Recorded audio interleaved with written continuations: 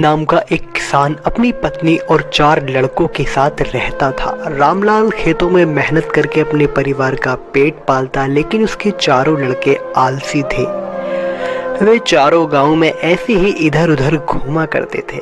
एक दिन रामलाल ने अपनी पत्नी से कहा, अभी तो मैं खेतों में काम कर रहा हूँ, लेकिन मेरे बाद इन लड़कों का क्या होगा? इन्होंने तो कभी मेहनत ही नहीं करी, ये तो कभी खेत में भी नहीं गए। अपने पति को परेशान देखकर रामलाल की पत्नी बोली, धीरे धीरे ये भी काम करने लगेंगे, आप इतनी फिक्र मत कीजिए। समय बीतता गया और रामलाल के लड़के कोई काम नहीं करते थे। एक बार रामलाल बहुत बीमार पड़ गया। वह काफी दिनों तक बीमार ही रहा। उसने अपनी पत्नी को कहा कि तुम जाओ और चारों लड़कों को बुलाकर लाओ। उसकी पत्नी चारों लड़कों को बुलाकर लाई।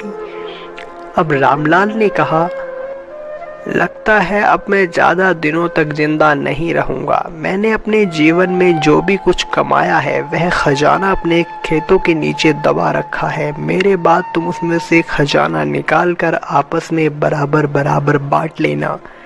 अब ये बात सुनकर चारों लड़के एकदम से खुश हो गए। अब तो जैसे उनकी खुशी का कोई ठिकाना ही न रहा हो। वे लोग जब भी एक साथ बैठते तो यही बात करते, अरे भाई, अब तो हमें वैसे भी कुछ करने की जरूरत नहीं है। हाँ छोटे, अब क्या चिंता है, अब तो पिताजी का खजाना काम आएगा अपने। तो भाई क्यों ना चल के खजाना निकाल कर ले आए। नहीं भाई, अभी नहीं, अभी तो पिताजी कमा ही रहे हैं, वो खजाना बाद में निकालेंगे। अपने चारों बेटों की बातें सुनकर रामलाल बहुत दुखी मन से मन ही मन सोच रहा था, हे भगवान, ये कैसी औलाद दी है तूने मुझे, इन्हें तो खजाना निकालने में भी आदत है।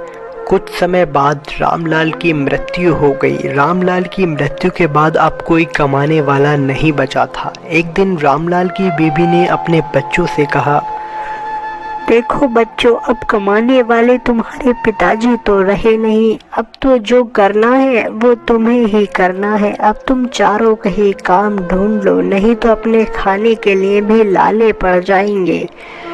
अपनी माँ की दुख भरी बातों को सुनकर रामलाल का सबसे छोटा लड़का बोला, चलो भाइयों, अब वो समय आ गया जब हमें पिताजी के खजाने को खेत से खोद कर लाना चाहिए। ऐसा कहने पर बाकी भाइयों ने भी सहमति दिखाई। अब चारों भाई खजाना निकालने की इच्छा लिए अपने खेतों की ओर जाने लगे। वे सब आपस में एक दूसरे को जाहिर नहीं करना चाहते थे, लेकिन मन ही मन वो सब बहुत खुश थे, क्योंकि अब वो समय आ ही गया जिसका इंतजार उन्हें बहुत समय से था। खेत में पहुंचकर उनमें से एक भाई बोला, चलो भाइयों, अब काम शुरू करते हैं। थोड़ी देर में अंधेरा होने वाला है और रात से पहले पहले हमें खजाना ढूंढकर निकलना है। हाँ भाई, हम ऐसा करते हैं, हम सब अलग अलग फैल जाते हैं और फिर खजाने की तलाश करते हैं। उन्होंने सुबह से लेकर शाम तक सारा खेत खोद दिया, लेकिन उनको कोई भी खजाना नजर नहीं आया। खजाना न मिलने की वजह से चारों भाई बहुत परेशान थे। पूरा दिन गधों जैसी मेहनत की है और हाथ कुछ लगा नहीं है। इससे अच्छा तो गांव में ही घूम लेते, कम से कम मजा तो आता। हाँ भाई, मुझे तो लगता है पिताजी ने हमें बेवकूफ बना दिया है। अरे तुम लोग पागल हो गए हो क्या? अब ये सोचो कि आगे अपना गुजारा कैसे चलेगा। अब अपने पास कोई खजाना नहीं है। अरे मैं तो बहुत ज्यादा थक गया हूँ, अब तो बस घर जाकर आराम से सोऊंगा, कल की कल देखेंगे। चारों भाई बहुत उदास मन से घर आते हैं और अपनी माँ से कहते हैं, अरे ओ माँ, पिताजी ने हमसे झूठ बोला था, उस खेत में हमें कोई खजाना नहीं मिला। अपने बेटे के मुंह से ऐसी बात सुनने पर रामलाल की पत्नी बोली, तुम्हारे पिताजी ने जीवन में यही घर और खेत ही कमाया है, लेकिन अब तुमने खेत खोद ही दिया है तो ये लो, उसमें बीज भी डाल दो। अपनी माँ का दिल रखने के लिए रामलाल के बेटे बीज लेकर खेतों की ओर चल दिए और चारों ने पूरे खेत में बीज डाल दिए। खेत से आकर चारों भाई एक साथ मिलकर अपने पिताजी की बुराई करने लगे, लेकिन वहीं रामलाल की पत्नी अपने बेटों के मुंह से अपने पति की बुराई सुनकर मन ही मन बहुत उदास थी। इसके कुछ दिन बाद एक दिन रामलाल की पत्नी ने अपने बच्चों से कहा, देखो, मैं तुम्हें खजाने का असली पता बता दूंगी, लेकिन उससे पहले तुम्हें मेरा एक काम करना होगा। कौन सा काम माँ? तुम्हें अपने खेतों को पानी देना होगा। ऐसा सुनकर चारों भाई खुश हो गए कि इतने आसान काम के बदले हमें खजाना मिल जाएगा।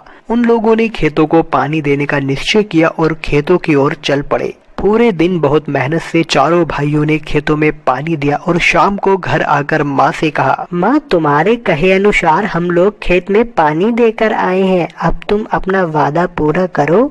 अब तुम हमें खजाने का पता बता दो ताकि हम वहाँ जाकर खजाना लेकर आ जाएं।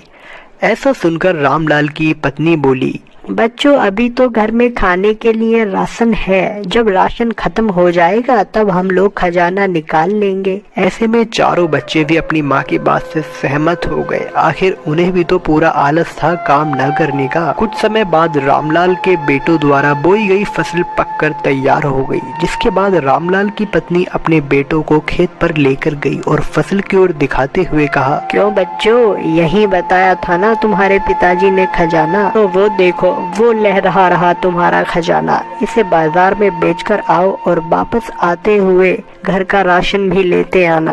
अब चारों बेटों की समझ में आ गया था कि पिताजी कौन से खजाने की बात कर रहे थे। उस दिन के बाद से ही चारों बेटों ने आलस करना छोड़ दिया